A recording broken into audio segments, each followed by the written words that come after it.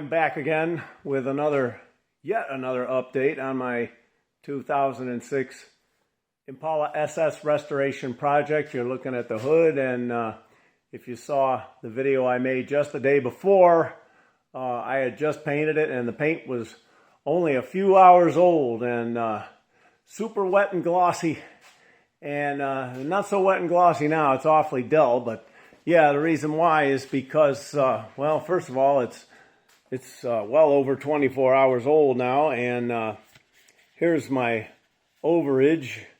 It is no longer liquid. I could wrap this. I could turn this upside down and wrap it hard on the table and knock a nice clear little jelly puck. But what this is, I watched the overage here to see how it's hardening up properly. That assures me that the chemical hardener, this stuff, has to be mixed in correct ratios. It's doing what it's supposed to do, and so you have to let the paint get cured enough before you can take and start sanding on it. It is not cured enough to buff it out. It's at this stage, it's still off-gassing solvent. Actually, when you sand it, it actually helps speed up the off-gassing process because the solvent will off-gas out of it quicker when it has a dull surface than when it has a slick, shiny gloss, because that gloss tends to act like a seal, whereas that sanded surface is porous, got a lot more surface area. So anyway, but getting to what I was doing here is, you may recall, I had an awful lot of dirt in this thing, and I had a really, really bad spot right over here that very, very disturbing indeed. And well, I have sanded this whole thing out, and I found a grand total of 2 specks that wouldn't sand out. You're looking right at one of them now, but you can't see it. I'm going to have to get over here and point it out. There it is. So yeah, get a close-up on that. Okay, but I'll back up, and that's all right. You would, by the time this thing is buffed out, you'd never spot that. I have to look for them, and I know where they are. Let's see if can I find the other? Okay, here's the other right there. Okay, and what that looks like, that could be one of two things. That could either be a speck of the primer dust. It's light gray. You sand that stuff, it's like ripping open a bag of flour, flinging it in every direction. The stuff is just makes tons and tons of dust when you sand it out, and it gets everywhere. Could be that, or it could be, I think I'm leaning more towards it's a speck of white lint from the cotton terry cloth rags that I use to clean things up. It's embedded in there. Anyways, that's about it. And if you saw the video before, I had an incredible handful of particles that landed there, foreign material that just landed right in my wet paint. It looked horrible. There must have been a concentration in this area that was easily somewhere like 50 to 100 specks, and then there was probably about another 15 or 20 Lone Ranger specks all over the place, and they all sanded out. And this worst area, like I just said, I've been across this whole darn thing, and I found 2 things that aren't going to sand out, and they're so tiny you'd never spot them on a walk around. This thing's going to buff out super slick because it was already slick. And what I did was I sanded the worst of it with, I started with 1200, and then those areas I also progressed to 1500 to take out the 1200 scratches, and then I got 2000 and started going across the entire thing. There were, the Lone Ranger specs, I concentrated on those with the 1500, and then the entire thing very thoroughly. I mean, this took a couple hours to get all this sanding done. 2000 grit, and then went to 3000. So what you're looking at now, it's finished in 3000 grit. But getting back to where I think that spec came from, it had to come off of here, and I know it came off of here, but I was probably underneath here, and I blew straight up. But I washed these things off, and it could be it was lint from the rag. It was like a terry cloth, white cotton rag that I used to scrub these things down. I mean, we don't care what they look like. It's just they can't have any loose debris on them, and you wash them down with soap and water. But yeah, I'm starting to rethink that. I'm probably, next time I do something like this, I'm going to get me some plastic, and I'm just going to start just using tons of plastic and just start wrapping stuff in plastic. And here's the thing, though. I have to work quick, and, I'll admit, on paint day, I get in a big hurry because it takes a long time to get this garage cleaned up. It's, like I say, it's a dusty mess. You've got to get the ceiling clean. There's dead bugs up in them lights. They're just waiting and no bugs fell in it, And you got to get all that cleaned up there. There's dead bugs up in the lights, and plus the dust and everything, and all around on the shelves and everything. So anyway, the point I'm making is I have a cutoff time. I have to get started early enough so that I can be completely done 2 hours before sundown. And the reason why is after that point, I'm in here with the lights on, and it starts getting dim outside, and the bugs will see the lights coming out of the garage. And even though I got the door open, that's where my fresh air comes in, and I got it covered with filters, and even still, these tiny little bugs, they'll find their way in there. And the only way you can keep them from being attracted is you can't be in here painting past a certain time, because the bugs will start inviting themselves in when they see the light. So yeah, and anyway, so I'm in such a big doggone hurry. I got so much to do. I mean, it takes hours to get this garage ready to where I can start painting, and plus all the other preparation and just everything. So I get in a big hurry, but I'm going to have to make time next time. And this stuff, if I ever do something like this again, those arms and everything is all going to be, it's going to be bagged up in plastic. And, I'm just, I don't ever want to have this happen again like that. That's like the worst thing I've ever had happen. But another moral of the story I want to get across here is, like, when you do have stuff such as that happen to you, I've learned from experience, don't panic. Don't panic. Don't get upset. Just carry on. Keep plugging away, because you just don't know. You really don't know until, the proof's in the pudding. You have to wait for it to dry. You got to sand it out, and you'd be surprised what you can get away with. I mean, I got away with murder here. And now that's only when it comes to black. I can't speak to any color but black, and I'm like Henry Ford. I can have any color I want in here as long as it's black. Henry Ford and his Model T. But anyways, yeah. Another thing, I had this little wave. I don't know if you can see that. Maybe I gotta look from the other side. Anyway, I blocked that wave out, and if you can see the reflection there, if you looked at the video from the previous day, there was a wave in there, and it might not be completely gone, but it's almost gone. And, I'll know when I shine it up, and I can always put a little more sanding attention in that area anytime I want. But it's going to turn out fine. So, and that was the only other flaw in the job. And like all these other paint specs sanded out. I don't know if you can see that. All right, when the light runs across it, that little lump, what that is, that's where a speck used to be.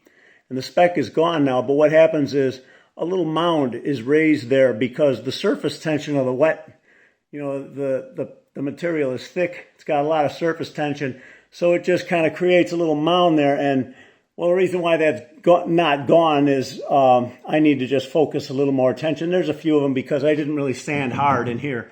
There aren't any in there because that's where I really went to town. Did most of my most thorough, aggressive sanding. All of these, anywhere there's, I don't know, 2 or 3 places a little lump there. There's no speck there though. Okay, that's just a raised lump of clear. All I got to do is block that out. Same thing as I did here. It just needs focused attention with a hard flat block, and they block right out. And that's only there because I didn't really get in there, with the 1200 and the flat block. So that's all I got to do is focus a little more attention on that. And anyways, so yeah, I just wanted to just show what I got there. The hood's going to turn out fine. And here's another thing is, I've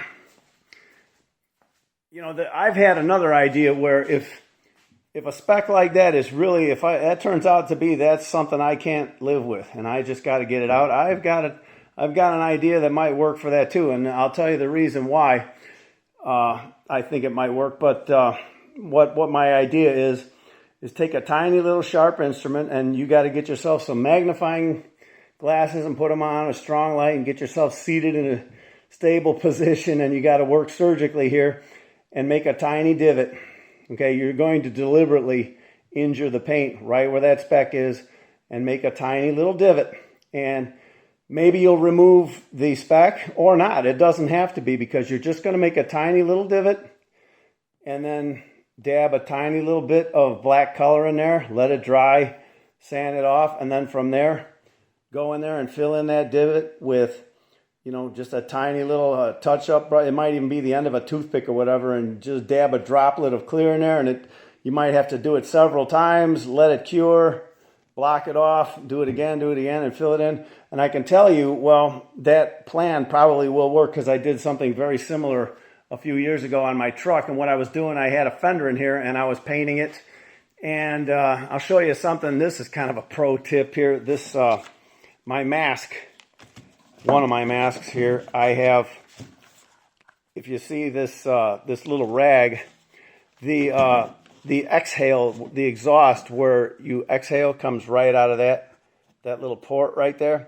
Well, what happens is when you're breathing and your condensation from your breath, the condensation builds up in there and water can just drip off of there. And I was just finishing one of my fenders, and I was almost done. It was turning out pretty good, and I had my face looking down on the thing, and all of a sudden some water just kind of, as I was breathing, some drops of water just kind of sprayed out of there, and it landed right on my fender, and it put a bunch of divots. It landed, I had just put the last coat on it, and it was wet. And that's when that happened. Some droplets of water landed on the clear coat and damaged it. And there's nothing I could do. The water did not get mixed in with the paint. It just bounced off it, rolled off it. But it put little divots in the paint, probably about 6 or 7 little divots where the water just splashed on there. And I just let it be.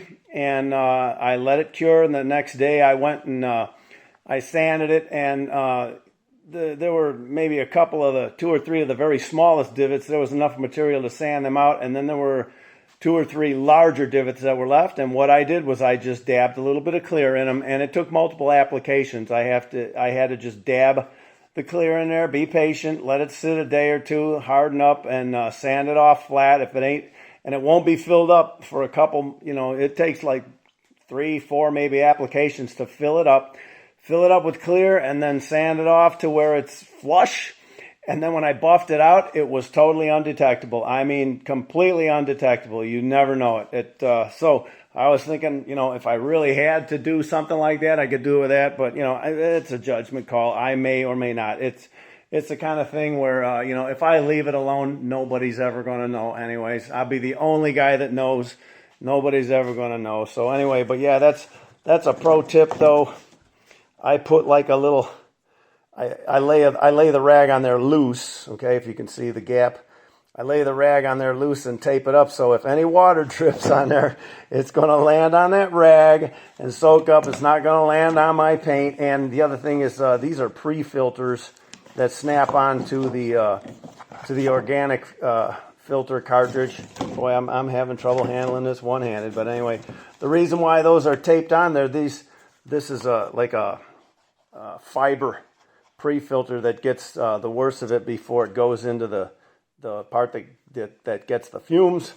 And this thing just snaps on there, and I noticed it does not snap on there positively, and I had it on there, and I was handling it, and the damn thing popped off, and I said, oh, that would be just dandy if that decided to pop loose while I got my head over my wet paint, and it just lands on it. Yeah, So I'm glad I saw that could happen beforehand. And so that's another pro tip. Tape those son of a bitches on there. Anything you might, you got to come up with something. There's just stuff that's just waiting to go wrong on you. And that's stuff I've already learned. I didn't have one of these fall in the paint, but like I said, I had a sprinkle of water fall in the paint. And the repair that I did turned out fine. Absolutely no problems with that. And that's why I was thinking, if I really had to pull a stunt like that over there too, I could probably do it. It was just as an experiment, see how it works. I'll bet you it would work, but I don't know.